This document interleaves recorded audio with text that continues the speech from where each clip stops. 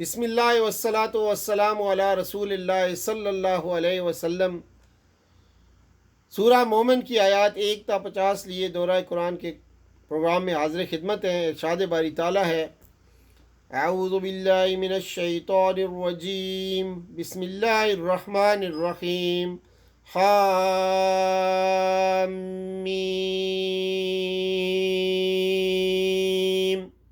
تنزیل الکتاب من اللہ العزیز العلیم غافر الذنب وقابل التوب وشدید العقاب ذی الطول لا الہ الا هو الیہ المصیر ما یجادل فی آیات اللہ الا الذین کفروا فلا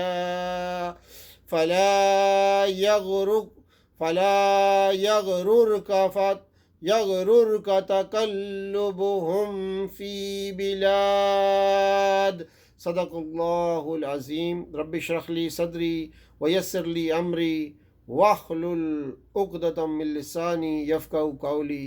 اللہم ارنا الحق حقا وارزقنا اتباعہ وارنا الباطل باطلا وارزقنا اجتنابہ، آمین یا رب العالمین۔ خوامیم سبع، 7 خوامیم کا سلسلہ، جس میں خام میم سورہ المومن سے ابتدا ہو کے آگے خامیم السجدہ، خامیم الشورى، خامیم زخرف، خامیم دخان، خامیم جاسیہ اور خامیم احقاف۔ تو یہ 7 خوامیم کا سلسلہ ہے۔ یہ 7 صورتیں مکی ہیں، بالکل اسی ترتیب سے جس سے قرآن میں موجود ہیں، نازل بھی ہوئی ہیں اسی ترتیب کے ساتھ۔ ان سب کا مضمون ایک ہی ہے، توحید اور آخرت۔ حضرت عبداللہ بن مسعود رضی اللہ تعالیٰ عنہ نے فرمایا ہے کہ خوامیم سبع قرآن کا ریشمی حصہ ہے۔ اسی طرح فرمایا الف لام خوامیم، ہر چیز کے لیے ایک مغز ہوتا ہے،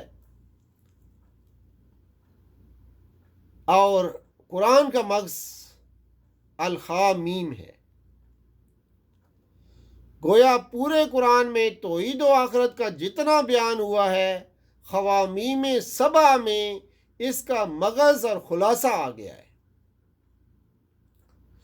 خامیم سورہ مومن جو ہے مکی صورت ہے، سورہ زمر کے بعد نازل ہوئی ہے، ترتیب تلاوت میں 40 نمبر اور ترتیب نزول میں 60 نمبر ہے۔ اس صورت کا پیغام یہ ہے کہ لائق عبادت صرف اللہ ہی ہے۔ اس بات کو تسلیم کر لینے کے بعد اگر کوئی غلطی ہو جائے تو اس کی معافی ہو سکتی ہے۔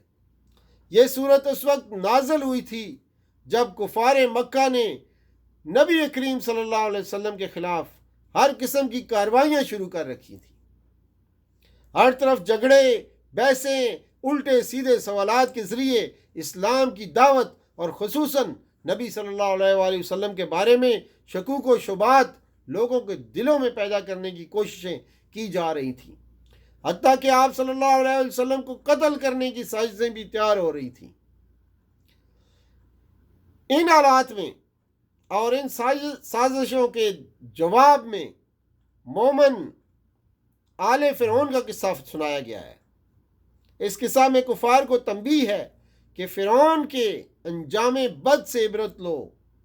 مومنوں کو بتایا گیا ہے کہ تم مومن آل فرعون کے نقش قدم پر چلو۔ مومنوں اور کفار کے علاوہ ایک تیسرا گروہ خاموش تماشائیوں اور خبریں سننے والوں کا تھا۔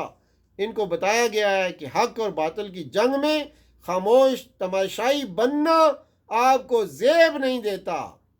تمہیں تو مومن آل فرعون کا کردار اپنانا ہوگا، جس نے وَأُفَوِّضُ أَمْرِي إِلَى اللَّهِ کہہ کر ساری مصلحتوں کو ٹھکرا دیا تھا۔ کفار کے سامنے توحید کا برحق ہونا ثابت کیا گیا ہے، اور ساتھ آخرت پر بھی دلائل دے کر ثبوت فراہم کیے گئے ہیں، ساتھ ساتھ تنبیہات بھی ہیں۔ شدید العقاب ذی الطول، الطول کے معنی احسان، انعام، مالداری، تمول اور زیادہ کے ہیں۔ وہ غنا، فراغی اور فضل والا ہے، اپنے بندوں میں سے جس کو چاہتا ہے اپنے حکم سے روح نازل کر دیتا ہے تاکہ وہ ملاقات کے دن خبردار کرے۔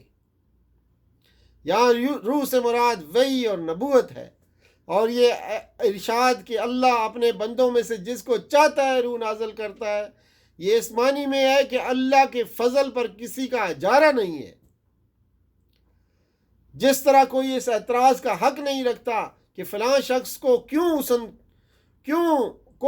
کیوں دیا گیا ہے، اور فلاں شخص کو ذہانت کیوں دی گئی ہے، یا فلاں کا حافظہ کی غیر معمولی قوت کیوں عطا کی گئی ہے، اسی طرح کسی کو یہ اعتراض نہیں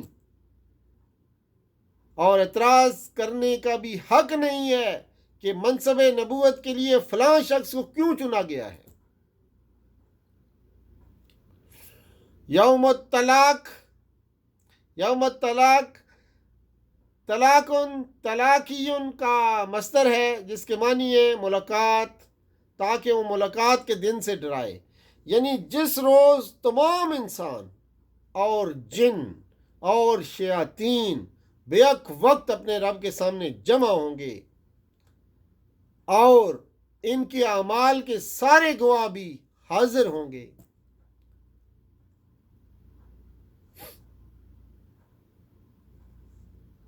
اے نبی صلی اللہ علیہ وسلم، ڈرا دو ان لوگوں کو اس دن سے جو قریب آ لگا ہے۔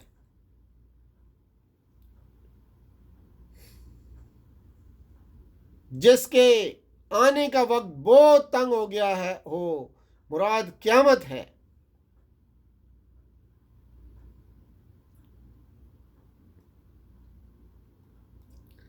تو یہ مختصر سا پیغام ان آیات کے درمیان موجود آپ کی خدمت میں پیش کیا گیا، اسی پہ اکتفا کرتے ہیں۔ والسلام علیکم ورحمۃ اللہ وبرکاتہ، وصلی اللہ تعالی علی خیر خلقہ محمد وعلی آلہ واصحابہ اجمعین برحمتک یا ارحم الراحمین۔